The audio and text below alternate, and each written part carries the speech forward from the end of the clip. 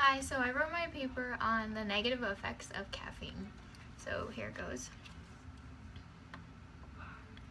A huge issue people face is constantly feeling tired, sluggish, and sleepy due to their busy lives. However, society has created products to help these people feel more energized and more motivated.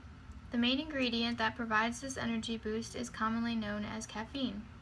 Caffeine is one of the most popular used drugs in the world, and it is also an ingredient in popular drinks like tea, coffee, and soda. Caffeine is a CNS stimulant.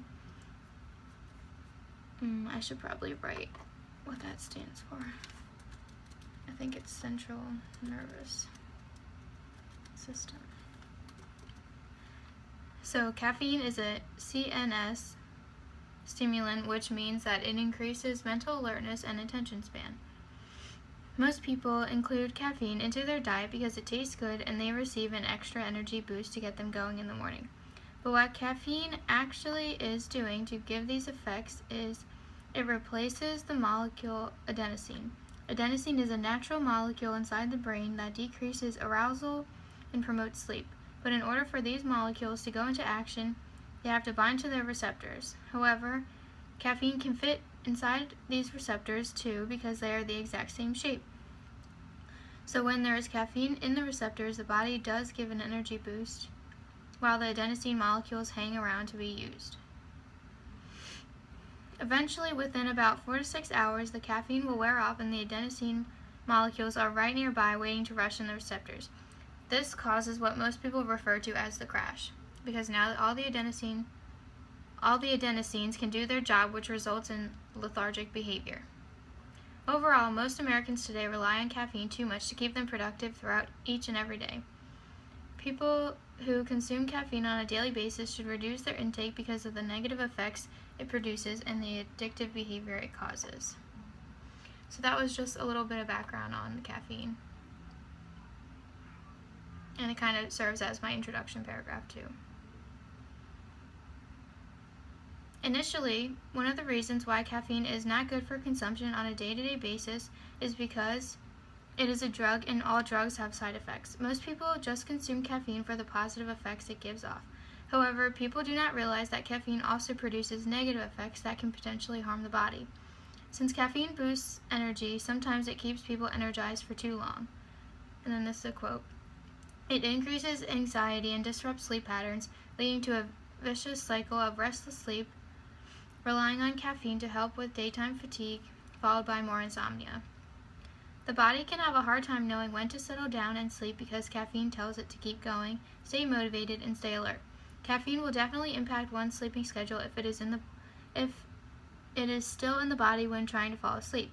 Then unfortunately the next day people try to combat their lack of sleep with more caffeine so that they can stay awake and not feel sluggish.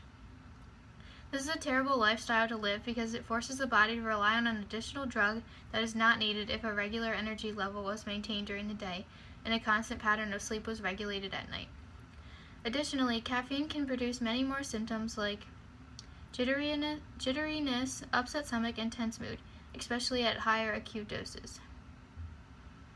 Not only can caffeine disrupt one's sleep schedule, but it can also disrupt one's daytime schedule.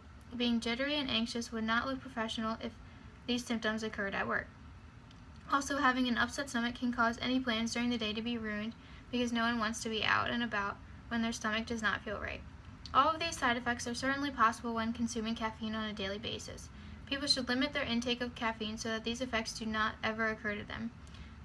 The more the body has to rely on caffeine, not coffee.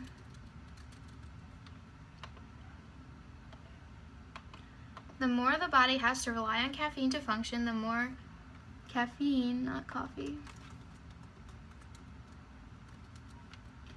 So the more the body has to rely on caffeine to function, the more caffeine it will take to give the body that same level of energy.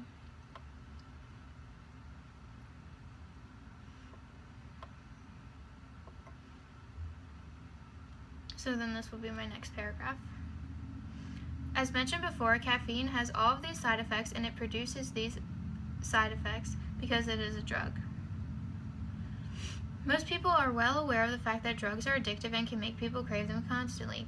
Caffeine can be a drug that does that to someone if drinking it becomes a habit. For a lot of people, drinking caffeine is a very common habit.